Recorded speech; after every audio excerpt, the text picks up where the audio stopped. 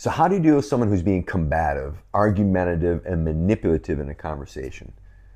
You know, people who are looking for ammunition, not understanding. So today in this video, I want to share with you how to stay grounded, how to create allies, not enemies, all the while not giving up your power, not backing down, and not caving in. So I have a story for you that is a great example of this. Matter of fact, it's the reason why I did this video in the first place. And this literally just happened to me the other day. Now, I've changed some of the details and the names and whatnot to protect people's privacy, but this is a real story. It really happened. So I get a phone call the other day from this man, and he is asking very pointed questions about our martial arts program. It didn't take me very long to figure out that he was after something. He wasn't really looking to understand the details. He was looking to prove a point or get some type of ammunition for other purposes. He had another agenda. Now, so I asked him his name. He told me his name. He was asking about kids programs in the academy, which I don't have a kids program, right? But the teenagers that we allow into the academy work in with the adults. So he's going on and asking me these very pointed questions about the appropriateness of classes for teenagers. To which I respond, they're totally appropriate for teenagers, and here's why, and I give him some reasons. And then he begins, it's like badgering the witness, right? He begins interrogating me and trying to put me on the defensive of, well, what authorizes you to teach these types of classes? It sounds like these classes are more for law enforcement or security personnel, not for teenagers. And he kept going on, and then he would slip every once in a while and mention for his daughter.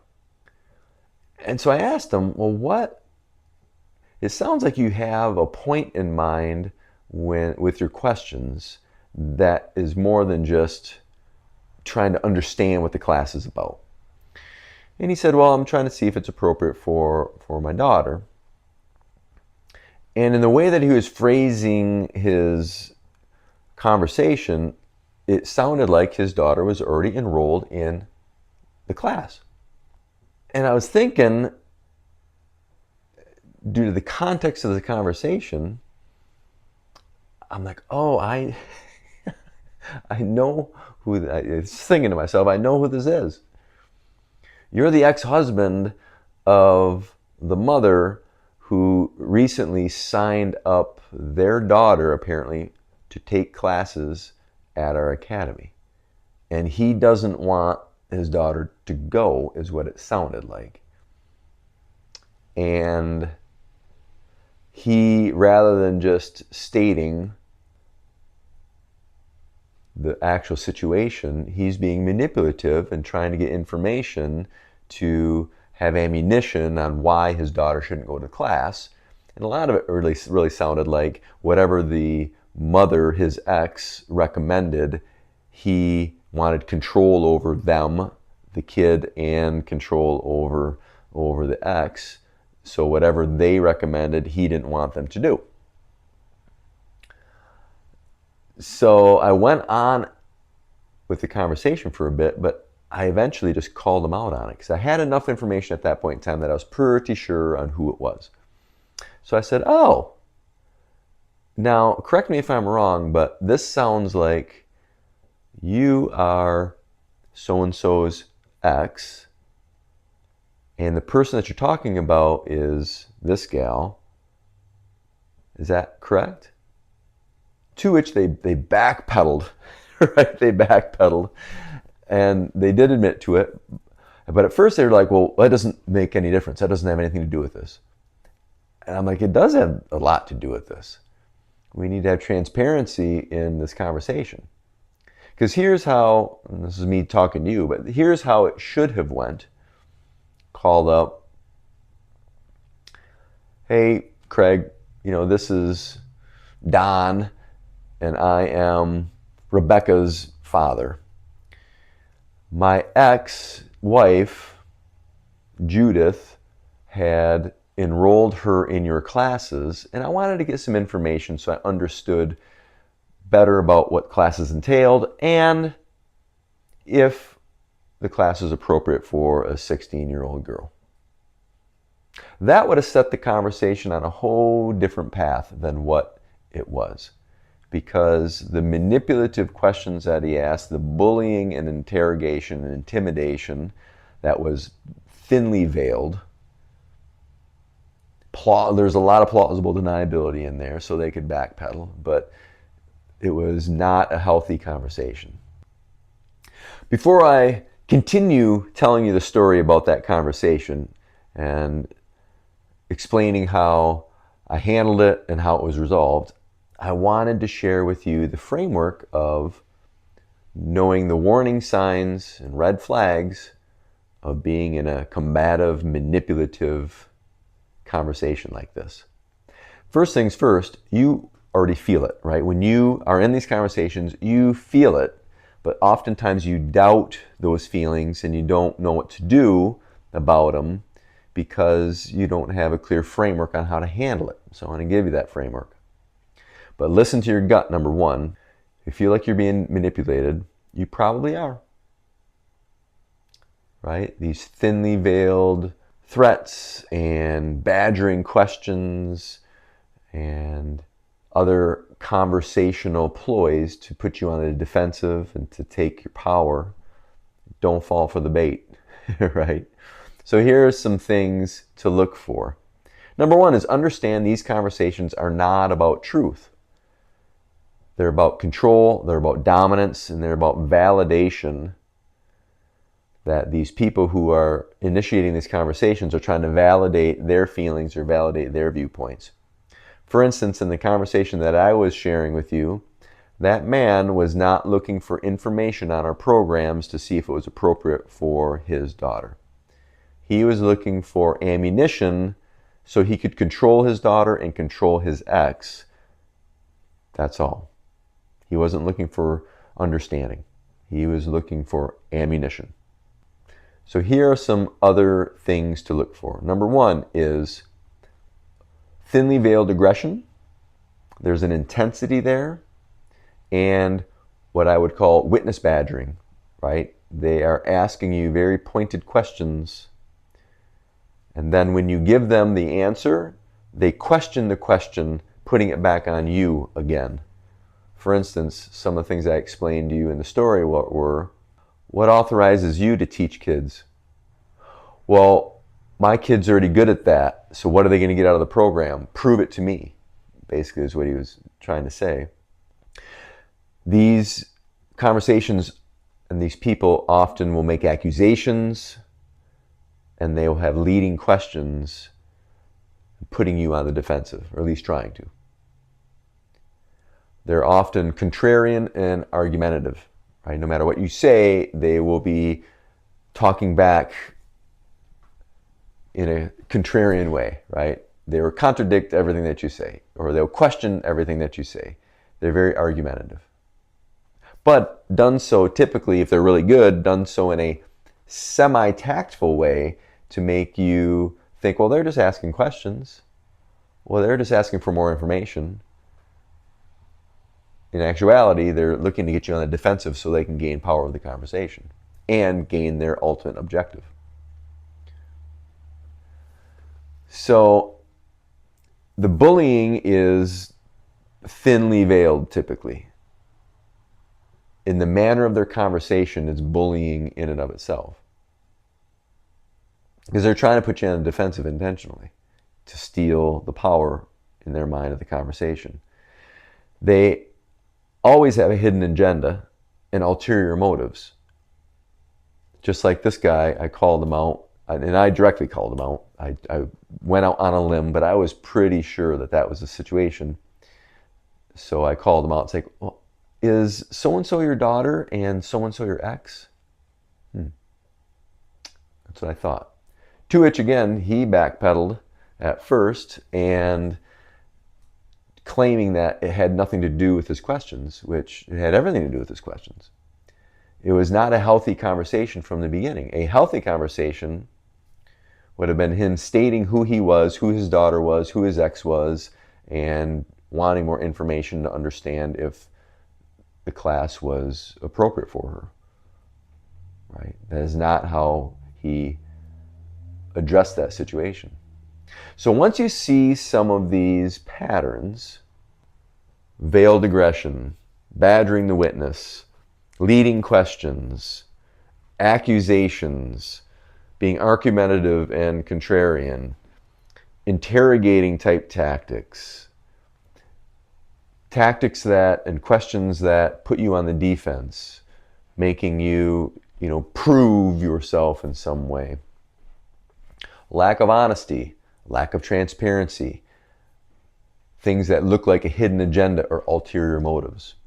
Then you know this is not a healthy conversation. This is a combative conversation, and you are being manipulated, or at least they're trying to manipulate you. So once you see those patterns, stop and don't take the bait. Now, if you can cut off that conversation altogether and exit, that would be best. But that's not always possible. Like this conversation that I was having with this person, that really wasn't possible. They were, their plausible deniability is I was asking for information. And if I would have cut that short, they would have been given their information and ammunition that they were looking for, which was, well, this guy, he was rude to me, and this guy was combative towards me, and I'm going to pull my daughter out of this program. But that's not how it went down. So when you see those red flags and those warning signs, and you feel that something's happening and going on, here's where most people screw up. So don't do it. Don't get emotionally escalated. Don't get pulled into the argument or what they're really trying to do, because there isn't an argument yet, right? What they're really trying to do is entice you to lose your cool and then claim that they were the rational ones and you weren't. Because this guy was not arguing, but in the manner of which he phrased his questions and the intensity of the conversation, he wanted me to argue. And that would give him the ammunition he was looking for, right? So don't do it. Don't argue with him. Don't feel the need to prove your point or win your position. Right? That's why they're putting you on the defensive, so you feel the need to prove your point or to win your position. They're trying to pull you into an argument, so you look like the one who's losing control, and you look like the one who is not being rational and not being professional. Don't do it. Stay baseline. So what is baseline? It's being calm, cool, and collected. Right? Don't reflect back their chaos. Don't rush in to defend your position. So we have this tactic for you, this technique for you. It's called tactical grounding. Tactical grounding is simply this: stand up straight or sit up straight. Relax. Take a deep breath. Think in your mind, I got this. And then put your game face on. Right? Be the actor. Do what you need to do in the moment. Now understand too that don't make this person your enemy. I almost did that in this conversation with this guy. I was starting to get a little frustrated, and I knew he was trying to manipulate me. And I didn't appreciate being bullied and intimidated, even though it was thinly veiled, right? So I almost made him an enemy, but I didn't. I was able to, through my tactical grounding, I was able to swing that around. Think, this is adversity. He is not my adversary. I'm looking for a situation to where, preferably, everybody wins, but at very least, most good, least harm for everybody, even him. Because he hopefully wants the best for his daughter. I think he was going for more control, but it's hard to argue with having good intentions for your daughter. I employed what I call the tactical action step. So the tactical action plan is this. Number one, understand and see that a situation is happening. So I recognize it. Number two, well, what's your objective? My objective wasn't to fight this guy. My objective wasn't even to keep his daughter in the program. My objective was to communicate that this program is healthy for teenagers.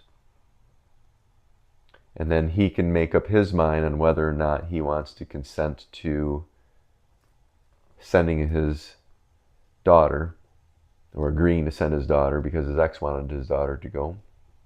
Helping them understand that I'm not on anybody's side really, and I am not looking to make you an enemy or give you the ammunition that you're looking for. Here's the information and you can make your own judgment upon it, but don't manipulate me, right?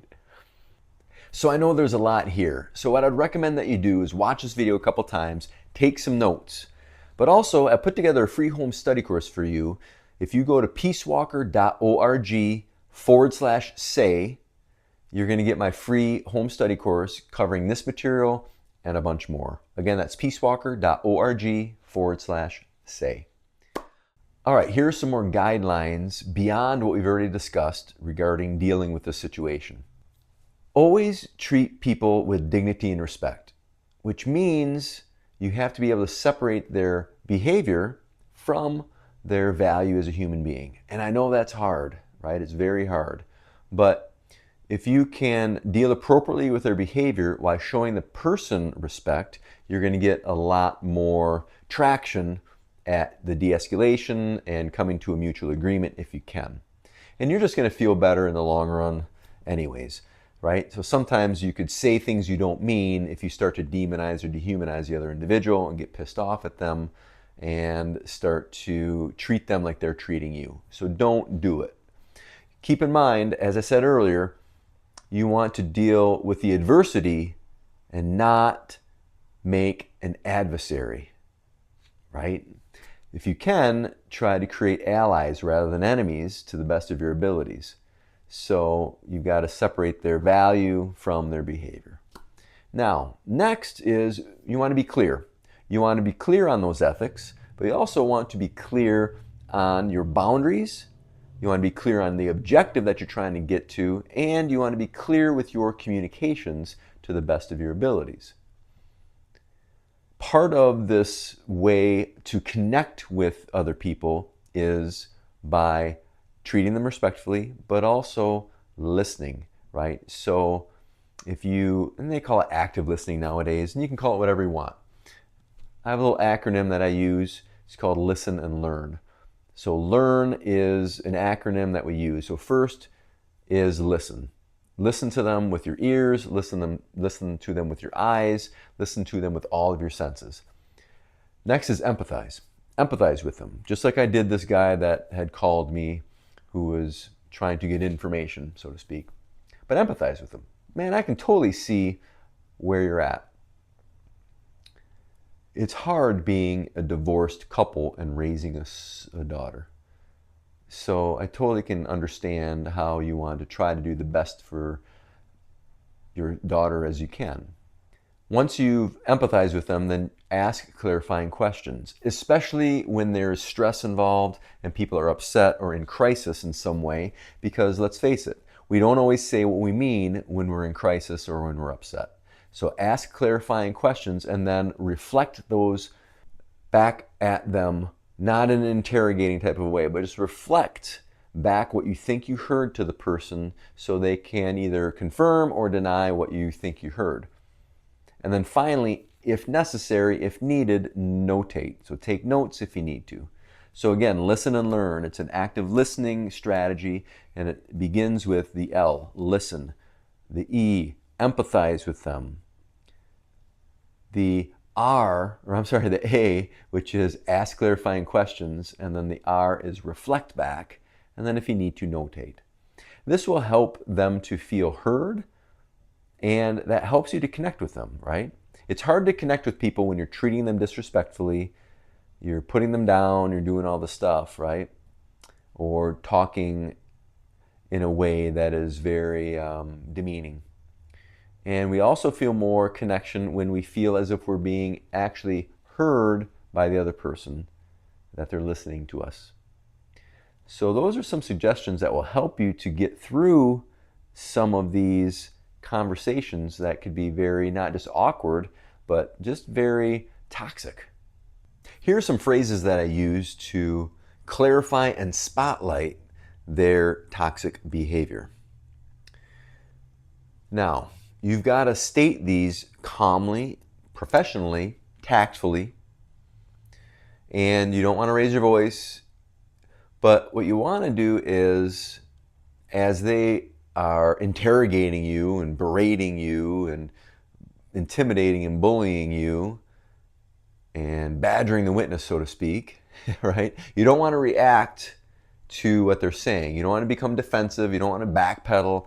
You don't want to make excuses. You don't want to play their game, because that's exactly what they're trying to do, right? You want to make sure you're not argumentative, because part of them is trying to pull you into an argument so they can come across as the calm, rational, logical person while you're arguing, and then they can kind of reflect and throw that back in your face. So you need to state these things very tactfully, very calmly, but it helps them to understand that you're not going to play their game and you're going to call out their behavior. So here are some of the phrases. So help me understand what you mean by what you just said. Well, what's the outcome that you're hoping for here? Now, what do you mean when you said that? As I said, you're going to have to calmly and coolly challenge what they say, but do it in a way that's not combative, and don't reflect back the same energy and chaos that they're trying to dish out to you. Don't treat them the way that they're treating you. No thinly veiled threats and smirks and condescending attitudes and all this. You need to really dial it in order to work with people like this, because I don't know about you, but they push my buttons and I really want to throttle them. Like this guy that I was talking to, I wanted in my head, if he could have heard what was going on in my head, it would have been a much different conversation. But that is not appropriate. That's not being a peace walker. That's letting your emotions get the better of you. Here are a couple more phrases that we'll wrap up with.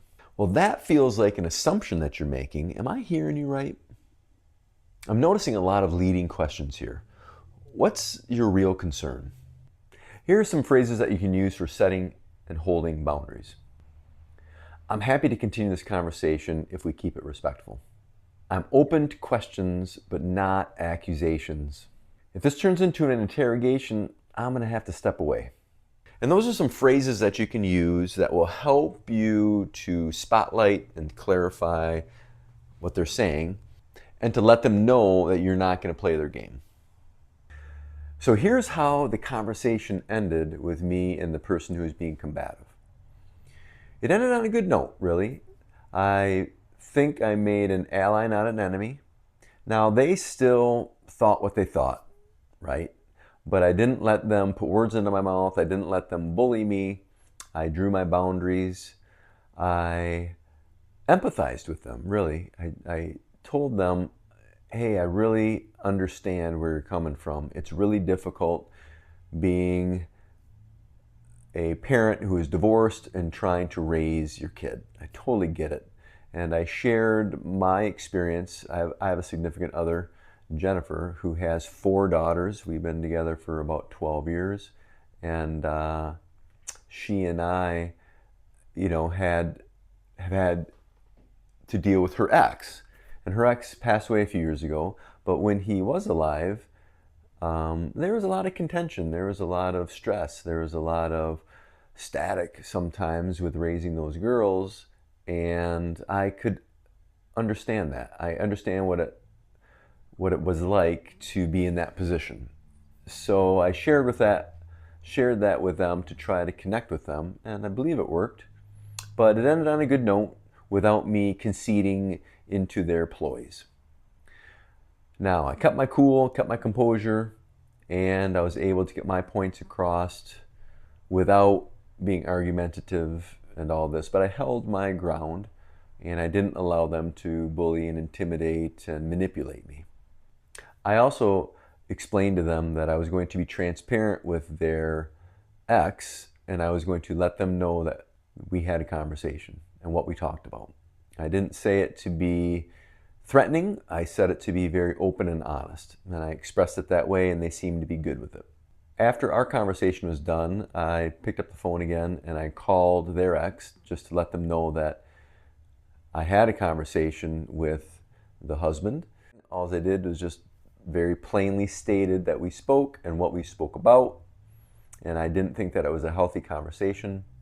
I expressed to them that their ex had called. And then a few weeks later, I followed up to see if they had heard anything about that. And in fact, they did. And they showed me the email that was sent to them by the ex. And I read it. And it did not show me in a bad light, which was good. Now, they still had the points of their agenda and why they didn't want the daughter to be in the class and all that, which I fully expected.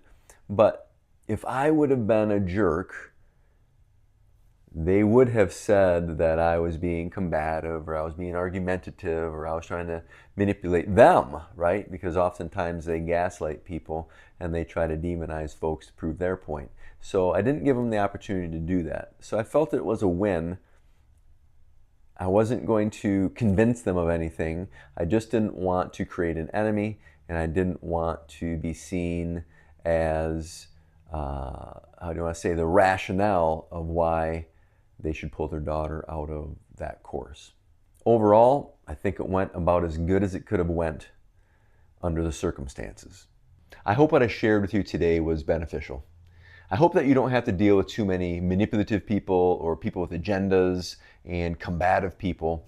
But if you do run into folks like that, I hope this framework helps you to navigate that situation more effectively and more gracefully.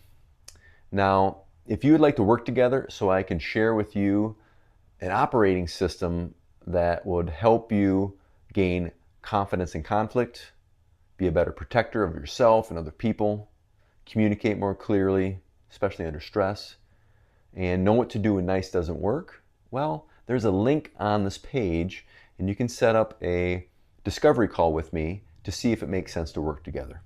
So in the meantime, thank you so much for joining me on this video, and like and subscribe if you can. That would help me a lot. And keep going. See you in the next one.